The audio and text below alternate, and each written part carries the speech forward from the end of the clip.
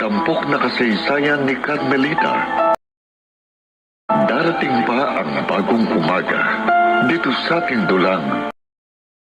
Mga ginintuang kasaysayan.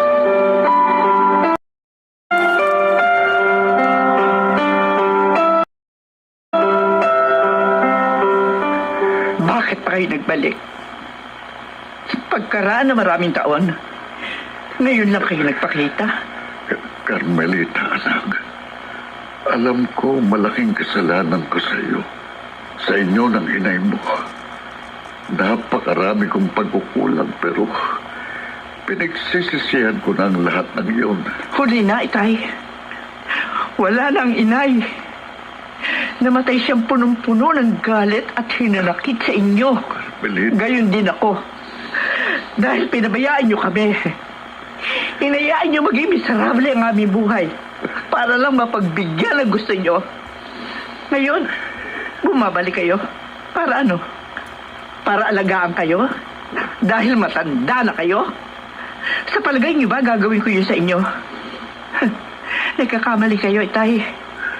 Dahil simula nang iwan niyo kami, isinumpa ko na sa akin sarili na kailanman. Hindi ko na kayo tatanggapin pa sa buhay ko. Dahil ayoko! Umalis na kayo, Itay. Umalis na kayo! Bago ko pa maisipang ipagtaguyan kayo, patawarin niyo rin ako. Kung hindi ko kayo magagawang patawarin. Sige. Naunawaan kita, anak. Aalis ako. Pero umaasa ako na patatawarin mo rin ako sa tamang panahon. Huwag na ho kayo umasa pa. Dahil kailanman, hindi mangyayari ang sinabi mo. Dahil nananatiling sariwa sa aking puso at alaala ang mga ginawa niyo sa amin. At dadalhin ko ito hanggang sa ako'y mapatay. Kapwa tawad na lamang tayo, Itay. Carmelita, anak. Ano pang hinihintay niyo? Umalis na kayo!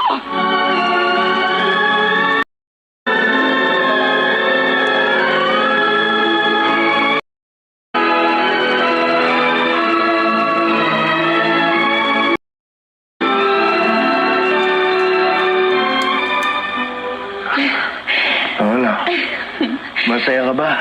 Oo naman. Champion ka talaga. Ako pa. Lahat gagawin ko para mapaligaya lang kita. Inaasahan ko naman yun eh. At saka, ginagawa mo naman. Kaya nga gusto kita eh. Ay, napakasaya ko. Ana, isa pa. Huh? Mamaya naman. Pagod na ako eh. Uy, talagang papagurin kita. Huh? At wala akong sasayangin na oras. Ano? Balik mo. Ano po?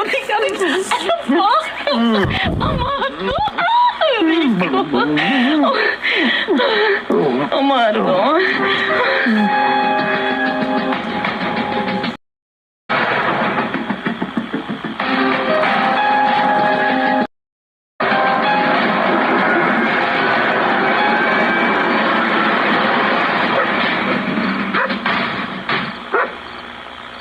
Bakit ba kanina ko pa naririnig na tumatakbo ang aso namin?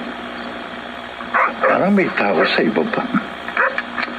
Mabuti pa, babae ko. Nasaan ba yung flashlight ko? Ah, eto. Sino kaya itong gabing-gabi ni... ang flashlight ko.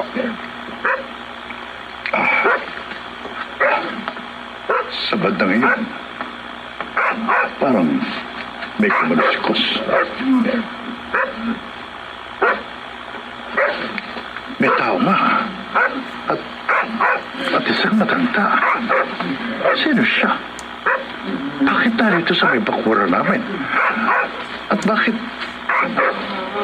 Oh, ano nangyayari sa kanya? Lalapitan ko. Lolo! Lolo! Ano ho ba nangyayari sa inyo? Nahihirapan ako. Ha? Tek! Lolo! Mga ginintuang kasaysayan.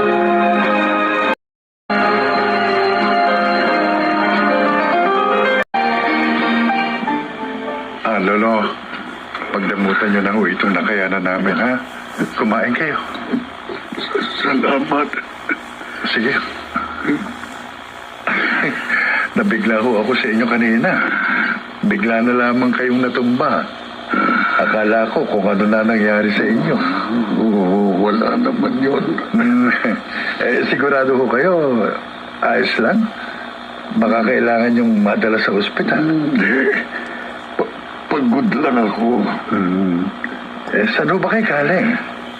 Parang ngayon ko lang kayo nakita rito sa lugar namin. Dati na akong nanirahan dito pero matagal na. Ibang-iba na nga ang lugar na ito. Marami na akong nakikitang bagong mukha. Kasama na ho siguro kami ni Nico sa mga bagong mukha na sinasabi nyo. Sinasabi nyo taga rito kayo. Kung gano'n, ibig sabihin, may mga kamag-anak kayo rito. Pwede ko kayong samahan at iatid kung gusto nyo. Wala. Nag-iisa na lang ako. Oh? Sige. Salamat, ha. Busog na ho kayo. Kukunti pa lang yung nakakain nyo. Hindi, busog na ako. Gabi na. Nakakaabala na ako sa inyo. Aalis na ako. Lolo. Kung wala kayong matutulugan, dumito na muna kayo. Ha? Madali mo sa labas. At saka isa pa, baka kung ano pa mangyari sa inyo. Alam niyo naman ho ang panahon ngayon. Nakakahiya naman sa inyo. Wala ho kayong dapat na alalahanin sa amin. Bukas ho ang bahay namin para sa inyo, sa mga nangangailangan. Lalo pa nga sa mga katulad ninyo na dapat pahalagahan at irespeto. Oh, bakit ho kayo umiiyak, Lolo? May nasabi ho ba kung hindi nyo nagustuhan? Wala. Gustong-gusto kong sinabi mo. Ha? Gustong-gusto ko, Ama.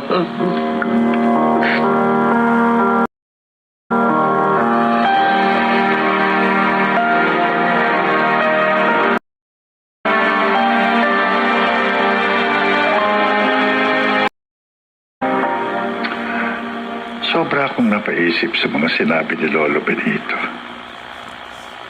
Bakit gano'n ang naging reaksyon niya? Hindi kaya may pinagdadaanan siya? Nakakaawa naman siya. Matanda na. At kung totoong wala na siyang pamilya, paano na siya? Napakabait pa naman. Madali nga siyang nakasundo ng anak kong si Nico. Masaya silang nag-uusap.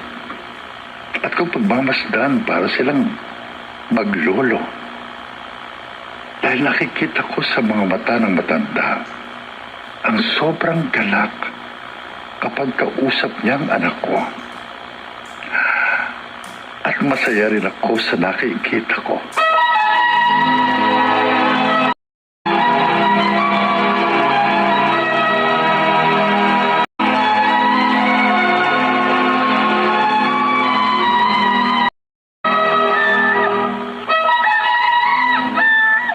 Kuya, ang aga mo yatang nagising. Hindi ako natulog. Ha? Bakit? Naiisip ko lang ang mga nangyayari sa atin. Ano? Nakakalungkot, no? Hindi normal ang buhay natin. Ikaw, Joanna, kontento ka ba sa mga nangyayari sa atin? Hindi. Kaya lang, iniisip ko na lang na talagang ganito ang buhay. Nahihirap lang tayo. At, Hindi maganda ang pamilya natin. kuya, Nakita mo ba yung bisita kahapon ni Inay? Yung matanda? oo, Kilala mo? hindi. Pero narinig ko yung pag-uusap nila ni Inay. Tinawag niya tong Itay. Di ibig sabihin nun, lolo natin siya. Alam mo, masyadong magulo, no? Nakakalito. Ano kayong dahilan? At galit na galit si Inay sa kanya? Katulad ni kaya si Nitay? Ikaw, Joanna, sa nangyayari ngayon, na iniwan tayo ng ama natin, galit ka ba sa kanya? Hindi. Bakit? Mahal ko si Itay kahit ganun siya. Ama pa rin natin siya, kuya. Ikaw, galit ka sa kanya? Di mo na kailangan itanong yan. Oo, galit na galit ako sa kanya. Alam mo, kapag naging ama na rin ako, hindi ko siya tutularan. Magiging mabuting ama ako. Hindi katulad niya. Na isang irresponsable, pabayang ama. Gusto ko nga, kalimutan na natin na bahagi siya ng pamilyang ito. Kuya, Ayoko na siyang kilalanin bilang ama. Mga ginintuang kasaysayan.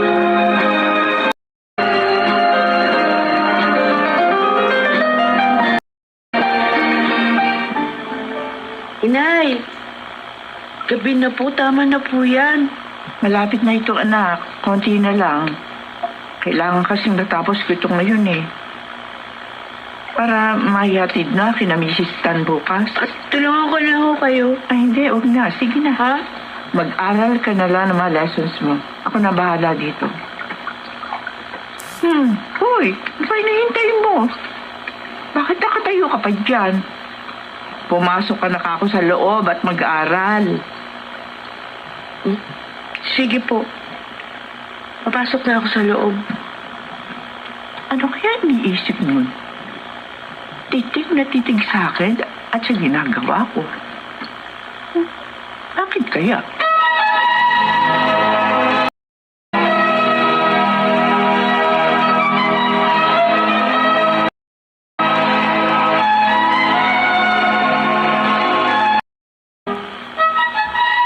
Eh, mabuti naman. Pinasyalan mo ko dito sa bahay, Amado. O ano? Kumusta na kayo ni Odessa? Maayos naman ho kami. Tahimik ang buhay ko. At sagana ako sa lahat ng pangangailangan ko. Ay, mabuti naman. Hindi katulad doon sa dati mong asawa. Puro pahirap lang. Huwag na natin siyang pag-usapan, Nay. Eto nga pala. No. Dala ako para sa inyo. O, anong mga yan? Groceries. Ah, Idinamay na kayo ni Odessa sa ipinamili niya. ay, talaga namang hulog ng langit sa atin yung bago mong asawa. Ano? Napakabait. At hindi kuripot. Kaya nga gustong-gusto ko siya. Huwag kayong mag-alala. Parati ko yung dadalhan ng mga kailangan nyo. Eh, kailangan ko rin ng pera. Ano? Meron ba?